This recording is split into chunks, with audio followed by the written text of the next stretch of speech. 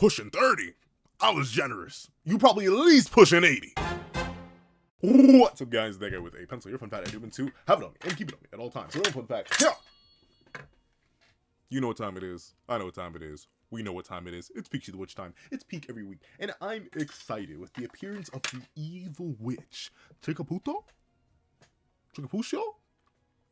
Some with the regardless, she's here. She liberated Descaros. And now I have more context for how old Fujimi is. Because yeah, it completely slipped my mind that generations of Manga keepers have failed to capture. Generations at the lowest end is like at least 2.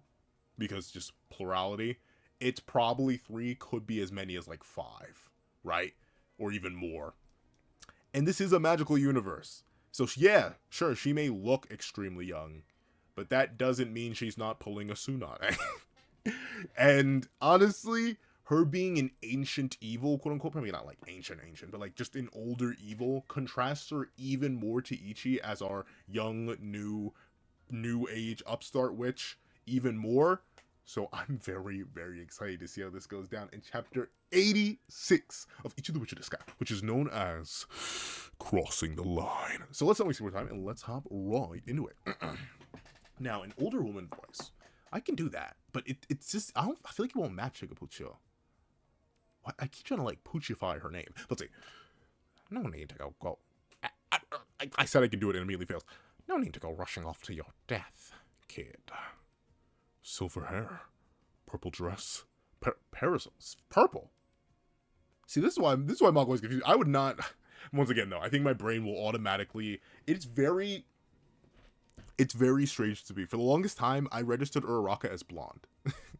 And then I'd seen enough fan art and anime and color pages that, like, in my head now, if I ever go reread MHA for the love of the game, then I'll see her as a brunette now, but like for some reason, colors just don't sink in, right? Like it's such a contrast thing that it still blows me away. Shirobadonna has purple hair. I also just read her as blonde. I don't know. My brain automatically goes to the most basic thing out there. So purple is not the color I would have expected, but at the same time, it works. Purple, royalty, refinement, higher class, and it seems like, presumably, Chikapucho may be of that echelon. But let's see. Silver hair, purple dress, parasol, cigar. I mean, you gotta come in aura farming. Why not? Let's see. And a black magic. Also aura farming, mind you. Let's see. You're the evil witch? The evil witch? Hey! Trikaputo. I'm not sure. I don't know. My brain... It's funny, because I'm not fluent in Spanish. My brain, switches accents immediately whenever I go to speak. Trikaputo. Yeah, there's no Pucho. I don't know where I got the Pucho from. I don't know. I heard Pucci from JoJo's recently, and I guess that's just in my head right now. But Trikaputo. I'm gonna do it like that. We're gonna say it like that. Trikaputo, the villainous witch. I do wonder how she got that title. I do now agree with the common interpretation of Descaros being called the Abyssal Witch just because she's literally an abyss of magics and magic. Like, she just has so much magic, has so many magics that she's just a straight up abyss. Togeist, Silver Snow, makes sense. Shirobadonna innately makes sense on his face. Analytic Witch, her whole thing is analyzing stuff. Monogold, the Orate Witch. Orate is just like a fancy word for high gold, essentially. Makes sense. She's constantly dripping gold. So, all that makes sense. But the villainous witch, and same thing for the other witches, right? Ichi, the hunter witch. No, duh. He hunts. Let's see. I forget what the names of the cacophonous witch is, but cacophonous, loud noises. They clearly did music. I forget what the one that had the mouths in her hair, the gluttonous witch, I think is what it was. But then mouths in the hair, still a pretty clear basic design font, I'd say, like direct translation. Obviously, we had Amador Ribbon Candy, the Bullet Witch. Here's a Spagooter. Like all those made sense, but the Villainous Witch is an interesting title. So I'm interested to see the context for that, especially if she was the one who was initially looking over the Toxoterra magic, which got taken by Fujimine. Let's see. In fact, I don't think we got that confirmed. Was she the Vanquisher Witch before going rogue, or was she the Vanquisher Witch after going rogue? I don't actually know. Let's see. Merely a grand dame passing by. In the puff real quick. Personally, I don't do that, but hey, whatever works for people. Dot dot dot. No, you're Tricaputo. The villainous, I said, Grand Dama. See, like, that's I don't know. Grand Dame? Dame? I feel like Dame is what comes to mind. Like, my brain wants to go grande because, like, Spanish, large. But I'm assuming this is probably more French, even Tricaputo. I feel like I'm reading that in a more, like, man, see, I'm bad. But, like, I'm reading it a more French style rather than actual, you know, Spanish. So I'm assuming it's probably Grand Dame, kid. Want me to swat some hearing back into your ears? Interesting. Let me look. I'm assuming that just means, like, grand lady. Or, like, great lady? Let me see. Grand Dame. Grand Dame. Let me see. Google at work! Oh, darn you. This shouldn't be this complicated. It's 2 words. Please. Alright, well, while it loads... Oh, interesting.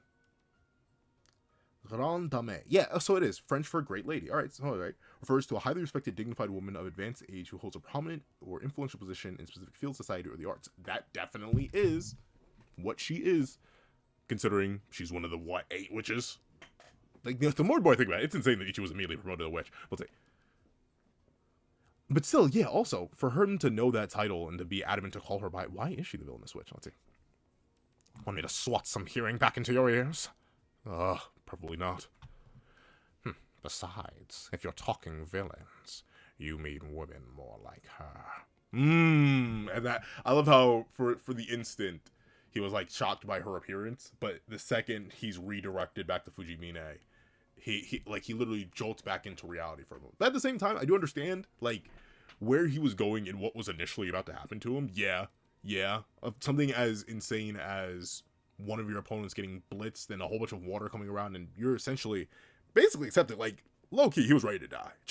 Chun was not really expecting to make it out of there. So I get his, like, temporary confusion into, like, oh, that's right. I need to run my fate. But let's see. Fujimine, though, once again, fantastic. I'm going to stop glazing a little, maybe I'm glazing a little bit too much. But I'm thinking even in, like,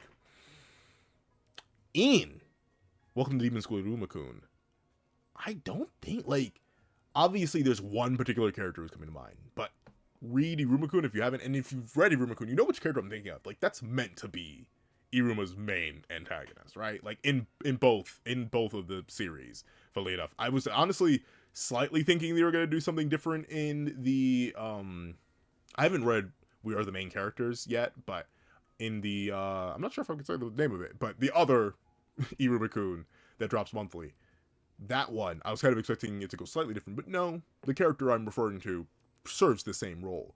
And notably, I guess in, like, loose ways, like, if anything, I feel like the design of that character is opposite to Iruma, more so by, like coincidence. I feel like this, like, Fujimina's entire design feels intentionally like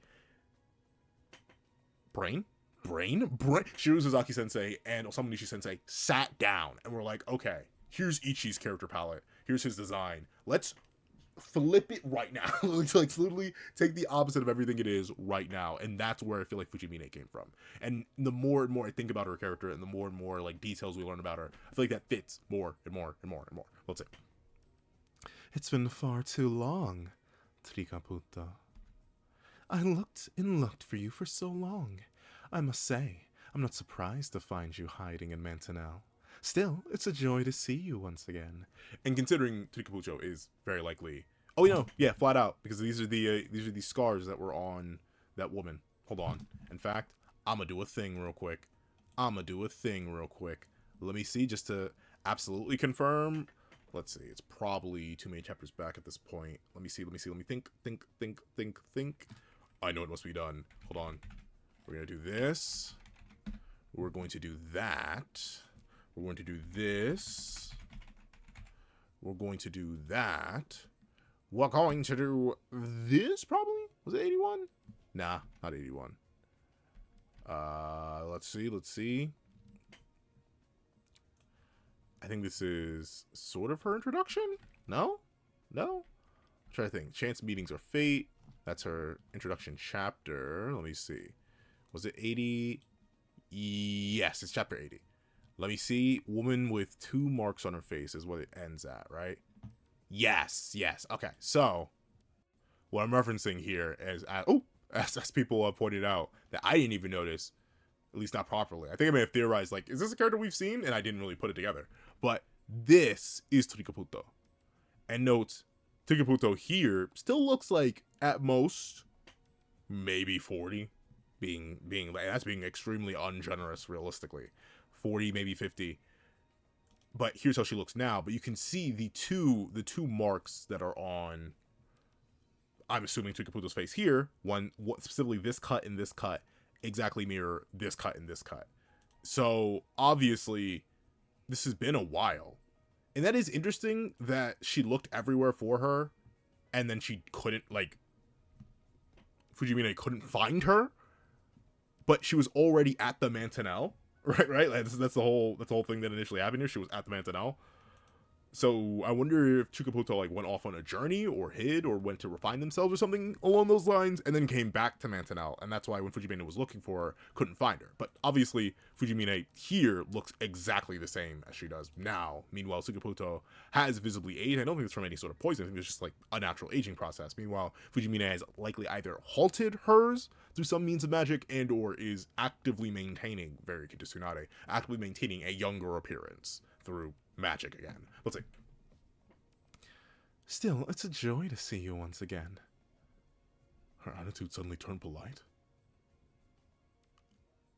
Oh, I do wonder, maybe that's to imply that initially, I mean, to be fair though, I can't tell their ranks here, but, and she may have not been the villainous witch at this point, she may have been a different type of witch, but since this is Tricaputo, maybe she was her senior at the time, or at least was playing as her senior in Fujimine's mind. Let's see.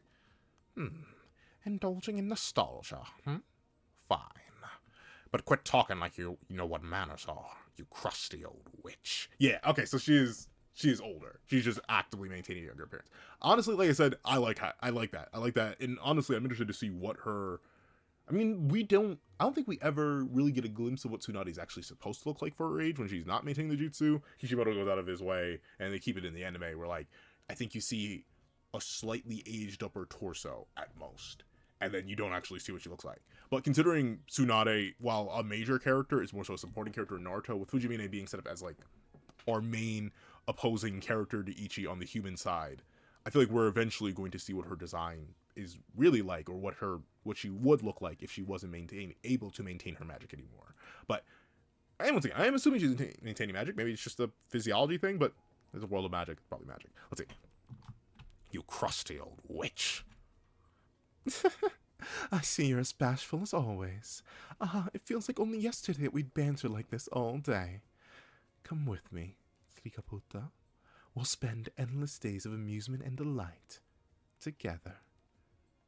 Also, it just hit me. I talked last time a lot about the, like, fang symbology and how that reminds me a lot of vampires and stuff like that. But also the immortality and the longevity of a being like Fujimine also feeds into the whole vampires. Like, so once again, there's so much, like, and maybe I'm glazing. Maybe it's just me because I really like the art. I'm just glazing Shirozaki Sensei. But also, I feel like a lot of the design detail, like the fundamentals of what's gone into this character, has me glazing like never before. Like, I didn't even glaze Hitsuki this much. I loved Hitsuki. But I didn't glaze him this much. Let's see. Interesting though. So they did have some sort of rendering beforehand, and obviously I don't fully buy that Fujimine actually means this. Fujimine definitely seems of the character archetype that and for the thank you to the person who commented and reminded me. Yes, I was thinking of that character from Manga. I was thinking is that a spoiler? I think it was animated, so I think, and it was animated forever ago, so I forget the exact name of the character, because I've got to look it up before I start recording, which I meant to do, but there is a character in Magi who specifically mentally controls people into loving her. That is the one I was thinking of. Obviously, Tsukishima's Book of the End is what came to mind immediately in terms of, like, inserting yourself into the past. I forget I haven't reread that section of Magi in a while. I haven't read, and the last time I read Sinbad's Adventures, because that was the same character, I believe. It was still a long time from now. But all that being said, that same character archetype is what Fujimine was actually reminding me of. Tsukishima's Book of the End comes to mind more just because, like, I've more recently read Bleach than I've read Manga. And also because of the insertion into memories. That's what it was. Let's say. together. Oh! Oh!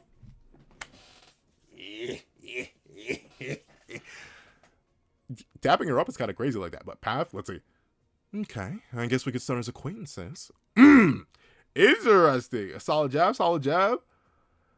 Oh, and I like that too. I like that she interesting though that she lets her hand go. If anything, maybe I'm assuming this is possibly Fujimine yanking away. But what I thought happened here, I thought Descartes dapped her up and then yanked her into a stab to the face. Because that's what it looked like this was the setup for. A path into a grab, and then Descartes using the sword immediately goes to stab Fujimine in the face. And maybe hits, but I see this is a bash sound effect. It usually doesn't happen on like a cutting impact. But it looks like Descartes does let go. Let's see. But obviously Descartes versus Fujimine is going to be interesting and technically needs to happen also because, well, strongest witch in the world versus the most evil witch? Question mark? Exclamation point. She is file, like, what? 1310? She's not actually, like, one of only files. So we could get a lot more evil witches, but Fujimine is likely going to be the main. Let's see. Bash. Oh. Interesting. Upscale? Fujimine upscale? I'm not going to say Descartes downscale, but Fujimine upscale. No. Kabuki, no! I'm sorry. Interesting. A direct, what I assume is a direct stab to the face, right? Like, I don't think Descartes just punched her in the mouth. As funny as that would be. But a direct stab to the face. And at most, it looks like a minor blood wound. Maybe implying some sort of, like, magical armor. What comes to mind immediately is Gaara's sand armor, which did, like, shift to take on his genuine appearance, but was guarding the actual body beneath. And this tiny drop of blood may imply that Descartes may have pierced an outer magical defense layer. That also reminds me, see, like, that raises a question. It reminds me of, spoilers for Freerin.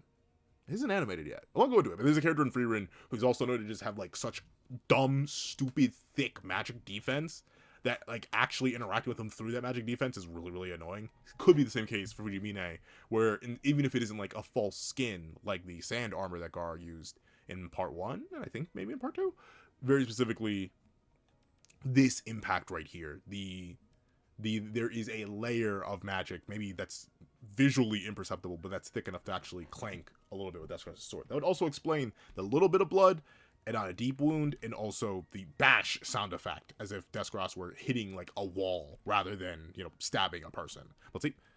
Aw, darn. You could at least give me an arm or two as a sign of our friendship, miser. But you didn't, to be fair, you didn't swing for her arm as far as I can tell. So you did go to stab her directly in the face for good reason. But let's see. I thought she called Descartes a baby cow. Hold on. Let's see. Hey, are you stupid, baby cow? See, I read it as cow anyway. Let's see. Hey, are you stupid, baby crow? Don't charge straight at her like that. Besides, we'll deal with her after. Hey, shut it, you nasty old biddy. Did you have to make me chug that much of your gross poison? And don't call me baby crow. I mean, I suppose relatively. Like, we still don't know Descartes' age. She's old, but to be fair, once again, it is a cultural thing. We don't know if there's, like, any limitations on alcohol consumption in this world. We haven't seen any of our presumable younger cast, like a Komugi or an Ichi or a Gokuraku, who's also part of our younger cast. He's just big. We haven't seen any of them consume alcohol, but Descartes clearly is able to go into bars and stuff like that. So, like, I assume Descartes is at least an adult. And I like, if I had to peg Descartes, probably mid to late 20s, early 30s at most, because well-renowned enough around the world to be the world's strongest witch, long-lived enough to have set up a reputation for her. We know she's been hunting magic since she was, like, a literal child, like, younger than even our current main cast. And at the same time, though, we know she's not, like, I don't think she's implied she's using any de-aging magic in the same way that Fujimine may be, or is as old as even possibly, like, a Monogold, or definitely not a Chikopucho. So, like, I guess technically young crow, baby crow. Baby crow is interesting though. I mean, I guess you could go with the idea that she's calling her baby crow for the idea of, like, crows are very intelligent, very smart corvids, or birds in general, and they do tend to collect things, shiny things in mass. And what is Descartes' main thing is the Abyssal Witch, but collecting a bunch of shiny little trinkets, which is the Moshiks that she ends up capturing. But I do see Komugi trying to come in overhead with a rock. I'm honestly proud of Komugi for being able to lift that. I genuinely didn't think she had that dog in her. Let's see. Ah, okay. And Descartes, yeah, it doesn't harm her, but does restrain her. And interesting, as far as I can tell, a motionless and Voiceless Incantation of Golconda. Very nice, very nice. Once again, a nice way to show Deskross' skill in regards to raw power over most. And yeah, Komugi, I'm sorry. Even when mind controlled, you can't be relevant, dog. You can be relevant hostage. But about nothing else is yet. We gotta get you some agency, Komugi. So I'm gonna have a talk. I'm gonna have a talk with some of these. We gotta get you to do something. We gotta claw you. We gotta give you some sort of unique ability. Let's see. Nab. All right. Hold her just like that, baby crow. Just completely. To be fair though, I do like the idea that the witches of Mantanel all do like. They all know where they stand relative to each other, but they all do have unique dynamics and unique levels of respect and interaction, even in spite of, like, one supremacy over another. Like, Deskross is the world's strongest witch. There really hasn't been any argument or contention to that outside of ignorant Magics who quickly find out that, yeah, she's still like that for real. But in terms of the actual witches we've seen different dynamics with Deskross with, obviously, Togais. They're married. At least in a lot of the fics I've read. I'm sorry. But, like, we've seen the different dynamic with Togais. We've seen the different dynamics with Shirobadana, with Monogold. Like, we've seen a lot. Now we're getting a dynamic with Chikapucho. Ultimately, I like that. I like that they're all standing as equals. And obviously, I don't think we got a real glimpse of the dynamic between Amadoro and Deskross because Amadoro's under control. But very specifically, I do like the ideas of that since they're all witches, since they're all equals in that sense, they all do have different dynamics with Deskross, despite Deskross being clearly the strongest of them. But considering this is a world of magic, there are a lot of different hacks and weird interactions that some witches can do that others can't. Like, without Chikapucho here, Deskross will still be under control. Let's see. Purify with a kiss. Maiden. Interesting. And it is confirmed to be a poison. Or at least, that's what Deskross calls it. The poison. And to be fair, with the darker coloration, I would assume it's not water. But let's say, purify with a kiss, maiden. Oh! Oh, poor Komugi. Oh, and it's holding her, too. Gee! Let's see. It takes time to fully flush the toxin. But once I've got you, I'll get you fixed all up nice and easy. Can't you snap her back to her senses like you did with Deskross? That kind of Why can't I read? That kind of fast detox is hard on the system. Too risky for most folk. The kiddo's sturdy, though. She can handle it. I mean, that is a good way to keep the current threat on. Interesting, though, I feel like, if anything, I mean, I love Komugi, but you could restrain her individually. The main person you actually do want to probably clear is Ichi, just so, you know, get her away. Get Fujimine away from Ichi. But also, Fujimina's right there, so maybe she'd have some sort of interaction. But the other Manga Keepers, Takeomi, Zayero, like get them before you get Komugi. But at the same time, who knows? Let's see. The kiddo's sturdy. She can take it. Hey! Be more careful, you old biddy! The kiddo. I mean, Deskross is kind of praise. She is glazing, and she's like, you're good enough. You can eat that for real. Let's see. What's done is done. I snapped you out of it. Now, wait a second. I like this. I like this panel here. Yo, why is this page go crazy, actually? Chikapucho standing back, a vanguard, and a support. Okay, wait a minute. Let's see. And look at that. Still, once again, like I mentioned, the different dynamics. But even Chikapucho acknowledges. Now get to work and turn things around, Miss Greatest. Yeah, whatever you say, you grand dame of villainy. Still interesting, though. Where did she get that title from? Was it because, like, she failed to stop Fujimine all those years ago? Odd punishment, but, like, interesting. Maybe she only collects, like, who knows? Maybe the maiden wasn't a good monster. Maybe she, to be fair, though, that's also, like, the Ichi Cruise thing, like, collecting human hater Magics. But at the same time, maybe she was the one who did that before. Like, truly evil Magics are the ones that Chikapucho would go after, and she would amass a bunch of different ones of them, and that's why she's known as the villainous witch, because that's what her repertoire is composed of. We know Togais has a very specific lineup because of her own choice, and now she has the Kendake Magic because of the trial, but it doesn't really fit her aesthetic. So maybe it's an aesthetic thing for why she's called the villainous one. But let's see. You grand dame of villainy.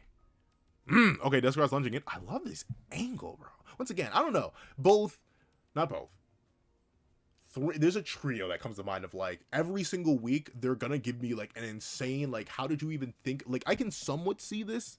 Like, the camera would have to be, like, to the left of Deskross's left foot if you were to, like, take a live action shot of this. It'd have to be down low and an upwards angle. Like, it's possible, but still a really unique angle. Osamanishi Sensei / Shirozaki Sensei, Yusuke Nomura Sensei, and I know kind of Shiro Sensei now also draws for the manga a bit. And Brain. and Suzuki Sensei of Sakamoto Days fame. They all are fantastic at giving these really unique angles to draw the characters. And I will say this, I think a lot of the creativity comes from the idea that they're going to be drawing the same types of characters or the same character over and over again. Specifically, in Blue Lock, I assume Nomori gets so creative with the posing, stuff like that, and the paneling, because he's drawing the same sport, right? He's drawing soccer, or one of his many variations, with similar build as characters, so he has to get creative in order to keep it visually interesting. For Suzuki Sensei, he's just a monster in terms of fighting manga, so obviously the pose is going to be different and dynamic each time. Meanwhile, for Shiro Suzaki Sensei, Descaros is one of our main characters. She's going to be drawn a lot, so I understand wanting to consistently commit to these different angles and show off different aspects of the design. Like, a piece of Descaros design that consistently not gets forgot about, but it just is rarely shown, is the patterns underneath her coattails. At least I assume these are coattails, but this is a cool angle to see, and I do like how she's charging in. Interesting though, I wonder why she's charging between these two. Oh, to capture them. That'll do it. All right, interesting. But another interesting thing, I'm not sure if these two, I'm not sure what you're about to do, buddy, but Monogold does seemingly get blitzed and can't do anything about it by Descaros. So Monogold, I'm not going to say she's a false figurehead because it's Descaros, strongest switch in the world, but it seems like how I often note that senseis will consistently use some of the same logics we've seen with Descaros and not go too in depth with different logics that Descaros should have, especially as the Abyssal Witch, kind of quote unquote running into the Kakashi man who knows 1,000 jutsu problem, where knows 1,000 jutsu uses like 5. Descaros presumably uses so few logics because 1, optimization, and really 2, meta narratively. It's the idea that you don't want to show Descaros his entire kit early. You're gonna hide it.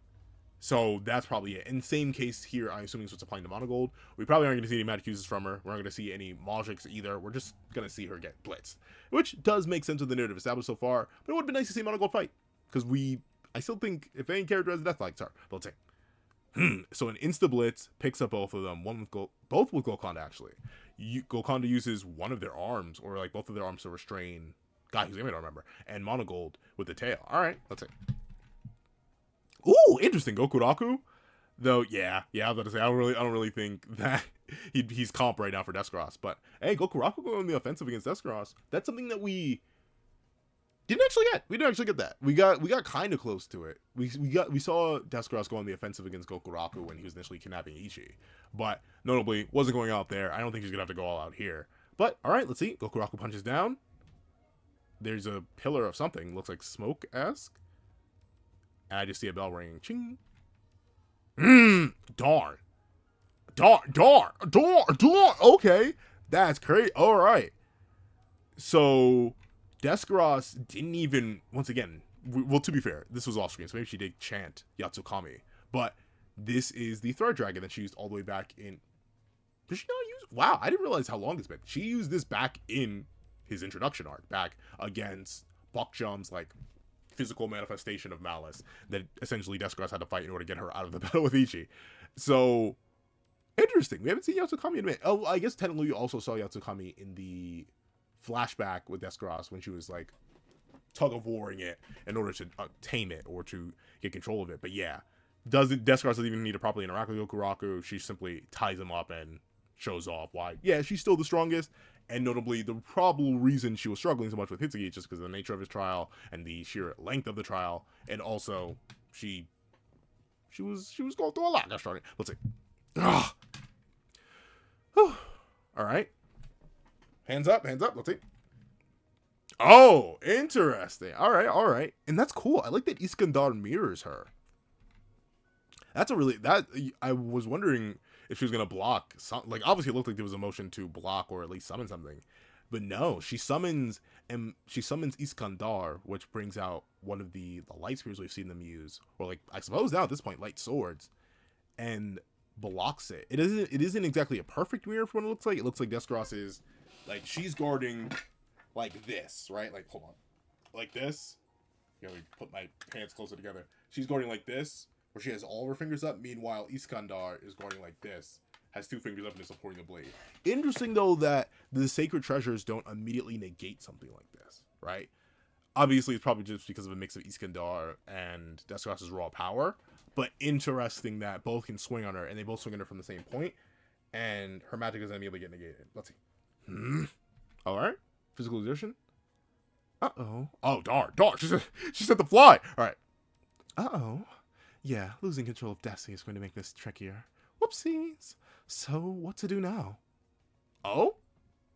Oh, did she actually take damage? Okay, wait a minute. Because she isn't cut here, but I see the...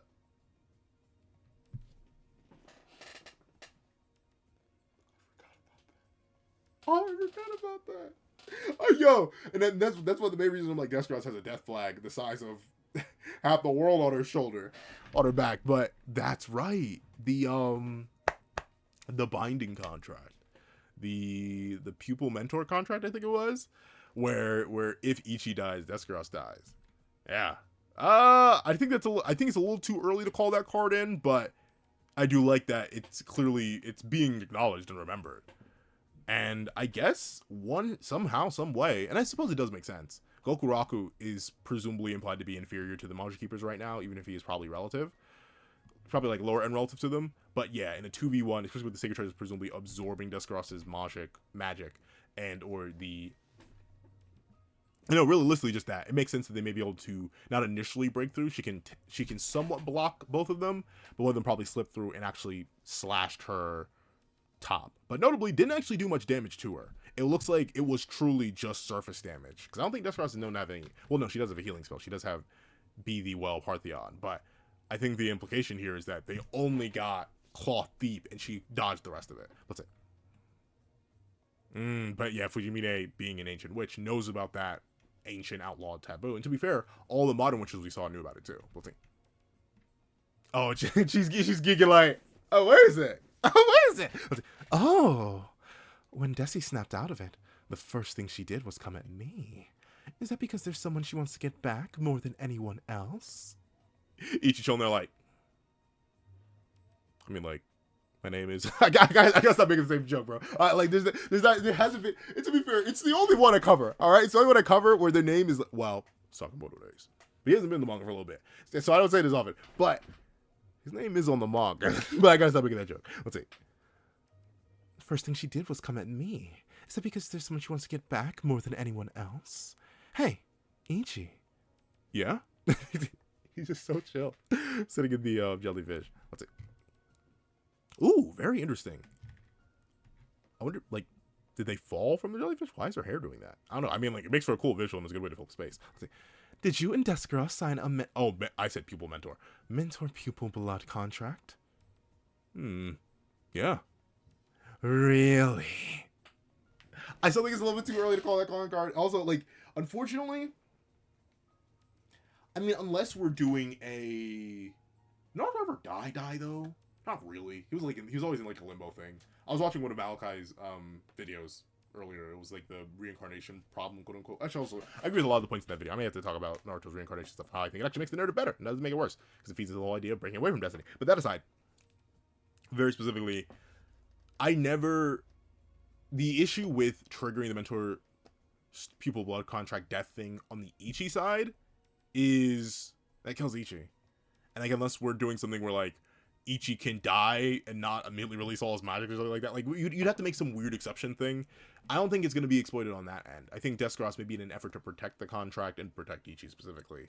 She's probably going to die, but Ichi won't, because it's a one-way street, right? Ichi dies, Deskros dies, but if Deskros dies, Ichi doesn't die. I don't think it's going to work. Something's going to happen to Fujimine here. It's not going to work in her favor. Because, I don't know, once again, it's, despite us being nearly 100 chapters deep, Ichi, which is doing fantastic. It literally just got a color page last week. I don't think it's going to be canceled anytime soon.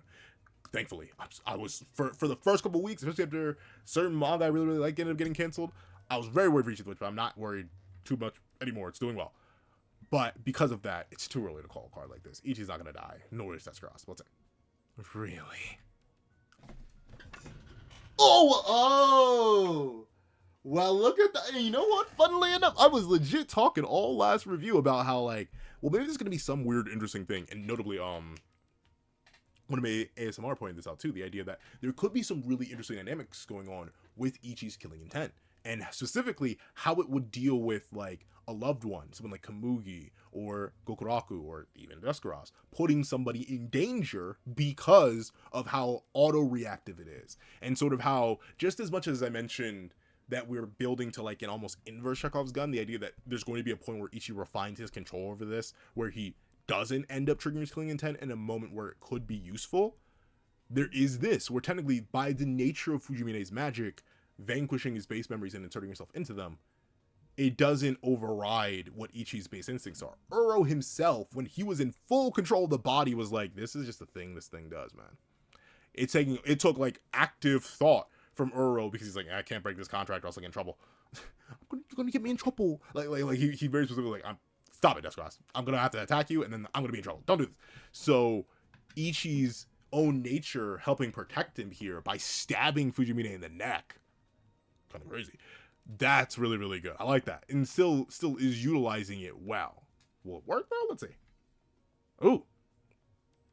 Oh, interesting. So did stab her in the neck. Funnily enough, did more damage than Descaros did. In fact, it looks like here, it looks like the damage Descaros did earlier in the chapter, like that slight blood splatter there, is gone by the time of this point in the chapter. But Ichi manages to draw much more blood and even drag it down a little bit, seemingly down her face. Has Fujimine herself spitting up blood a little bit. And let's say, hey, don't do that. You should know better, Fujimine. Even as close as we are, if you trigger death for death, you're prey. And you just tried to kill me. You know what though? I like how Fujimine, while it does seem like she's caught off guard, like she's sweating and seemingly worried, she is still smiling. Like, oh, okay. Like, I think it probably is this moment right here that just made. In fact, funnily enough, it was a very similar moment to what happened with the World Hater. So both of Ichi's antagonists, his monster main antagonist and presumably his human main antagonist, they both probably quote unquote fell in love or got actually interested in Ichi in that same moment where they were both stabbed in the neck by him. Notably, under completely different circumstances too. The first act was a more conscious act of Ichi's will, right? Very specifically using the magic, baiting the World Hater in close, stabbing himself in the thigh, and then jabbing something into the World Hater's neck. It was like I forget. Did he stab himself with his knife? Yeah, he stabbed himself with his knife and he jabbed like a tree branch into the World Hater's neck. Meanwhile, for Fujimine literally just triggered it automatically. So that the World Hater was intentional.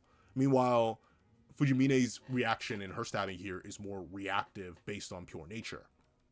Very interesting though that Ichi, and then once again, I guess this does play into the idea that the relativity of the verse is a lot more solid, right? Because Fujimine was able to react to Descaros and seemingly get away from her before Descaros could do anything, and obviously characters like Takeyomi and Zayero are able to put pressure on Descaros while working together, at least enough to cut her, but not really cut her.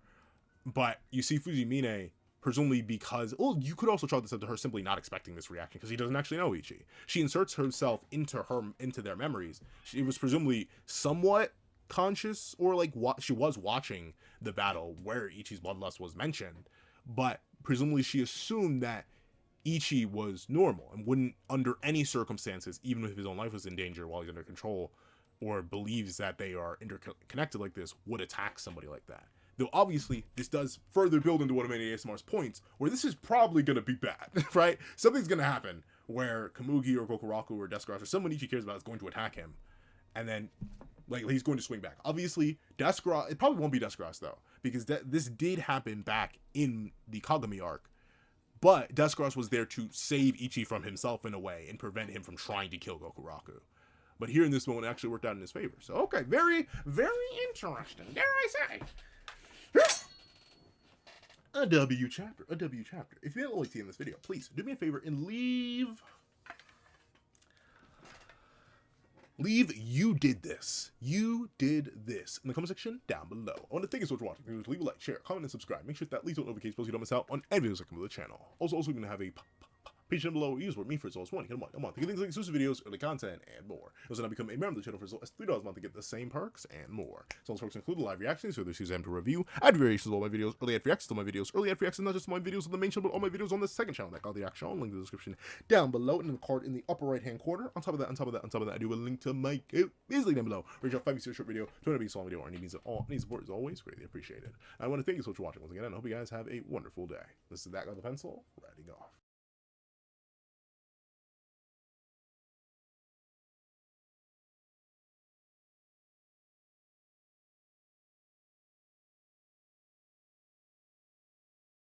I'd like to give a thank you to our sketch tier members: Red Bull 4765, Astro, Glacier XZ, Zera, J2MA, Buddha Ura, Yuki Ally, Grim, Ollie, Corey Watson, Damon Brown, Tim Thomas, Kaving, RXN, Dead Meat, Keon Stewart, Edwin Igbinoba, Straw, Antavius Mitchell, Weary Exile, Alex Kenny, Todd, The Practical One, Landon Clapwick, Heath Nelson, CAET, Plant Grown, Brandon Payne, Multi-Batman Superman, Zalim, Sleepin' John, Mocity King DKG, Union Eye, Athenzi Shear, Sino King, CCC, Enzo, Kitty Liddy, Axis XC, Praise the Sun, Magic, and Doreen Bonnet, at JDog2656, Sheesh King, AZ Void, Professor Von Tuck III, Nevis97, Black Sage, Sky XT, Felix, The Young Family, Pastel Pandora, John Malcolm, Donovan McIntosh, Black Doctor Strange, Super Flame Zero, and Vlad. Then, I'd like to give a thank you to our line art tier patrons: A+A, Kevin Encarnacion, Lucas Stace, Midnight Lord 21, and Shaw. And I'd like to give a thank you to our Ink tier member, Shrimp of the Forest Shrimp 06. And I'd like to give a thank you to our digital art tier member, Jay Warrior. And I'd like to give a thank you to our colored art tier patrons, Walking Munoz and Joaquin Munoz.